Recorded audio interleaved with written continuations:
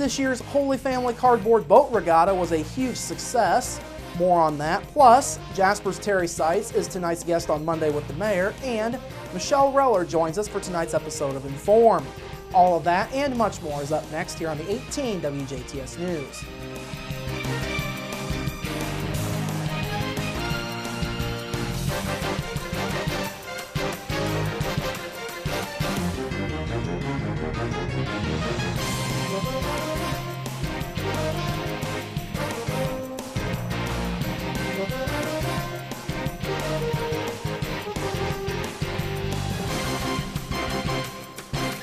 Hello, I'm Bradford Raths. We begin tonight with a second police chase in a few days that landed local people behind bars. At 8:45 on Saturday night, a Jasper police officer tried to pull over a vehicle along 15th Street near the power plant for speeding and seatbelt violations. However, once the officer turned on his lights, the driver, 51-year-old Danny Rogers, sped up and the chase began. Rogers turned north onto Cherry Street while continuing to pick up speed in his attempt to flee from police. Police say Rogers then went through the intersection of Cathy Lane and Kellerville Road at about 75 miles per hour before turning into the parking lot at Ditto Sales. Rogers and his brother, 46-year-old John Rogers, then got out of the vehicle and ran away in opposite directions on foot. The officer chased down Rogers and took him into custody. John Rogers was found a short time later by sheriff's deputies in a nearby field.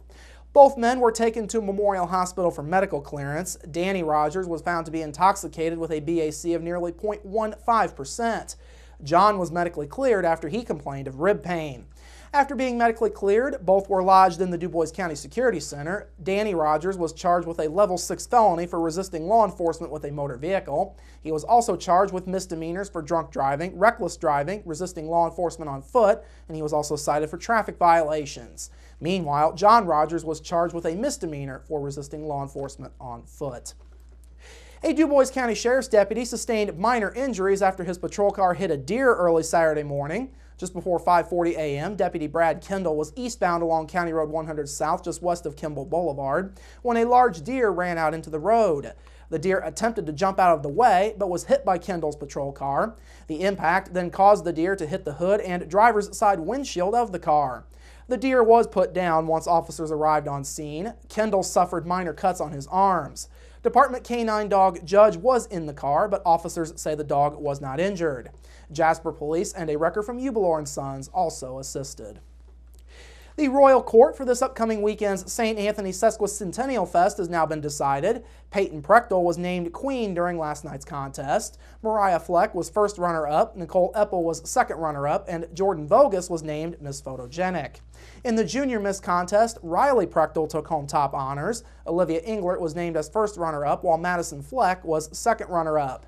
Englert also took home Miss Photogenic honors for that contest. Earlier in the day yesterday, Kirsten Vogel was named as Little Miss. Avery Hill was first runner-up, while Abby Sermersheim was named as second runner-up and Miss Photogenic. Finally, Isaac Meyer was honored as Little Mister for the upcoming Sesquicentennial celebration. Chase Niehaus was named as first runner-up and Mr. Photogenic. Carson Fleck took home second runner-up honors. The St. Anthony Sesquicentennial Fest officially begins this Thursday evening. Opening ceremonies will get underway at 6 o'clock, followed by musical performances beginning at 7 o'clock on the main stage. Performers will include the Recycled Teenagers and 86th. The fest will continue through Sunday, August 17th. Other highlightable events will include more music Friday night, a backyard barbecue contest on Saturday, and the parade on Sunday. Closing ceremonies are set for 4 p.m. on Sunday afternoon. Finally this evening, boat racing of a different kind made its way to Jasper this past weekend. On Saturday, the 4th annual Holy Family School Cardboard Boat Regatta took place at Dave Beeler Plaza along the Jasper Riverwalk. 19 boats in all entered this year's regatta. The entries were divided into corporate and community entry categories. Some of those who entered the race included Stens Corporation, Ruxler Ford and Jasper Engines, Precious Blood School, and Trinity United Church of Christ.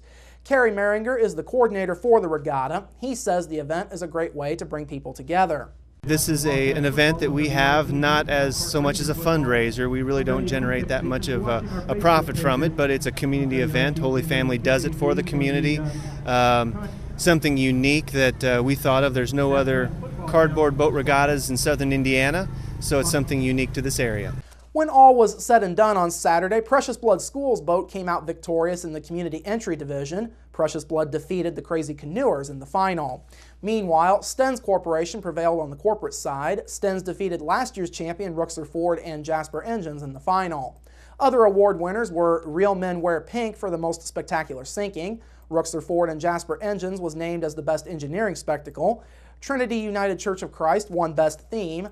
The Herald won Artistic Masterpiece, German American Bank took home the Spirit Award, and Vigilante was honored as the Best Dressed Crew.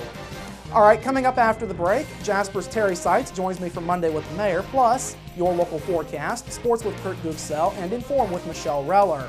That's all up next here on the 18 WJTS News. Local people watching local people.